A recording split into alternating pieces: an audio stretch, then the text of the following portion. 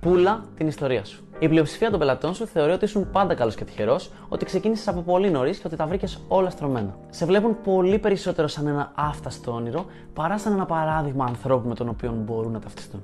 Γι' αυτό γίνε ευάλωτος και πιο ανθρώπινος, μιλώντας για τις δυσκολίες και τα προβλήματα που αντιμετώπισες στο δικό σου ταξίδι και που αντιμετωπίζεις ακόμα και σήμερα. Ο κόσμος εμπνέεται πολύ περισσότερο από ανθρώπους με τους οποίους μπορεί να ταυτιστεί, γιατί νιώθει το ταξίδι τους και την επιτυχία τους πολύ πιο προσιτά και ρεαλιστικά. Είναι πολλοί επαγγελματίες που μπορούν να βγάλουν ένα καλό πρόγραμμα γυμναστικής και να δείξουν τις ασκήσεις, αλλά είναι ελάχιστοι εκείνοι που μπορούν να εμπνεύσουν και να φέρουν ουσιαστική αλλαγή.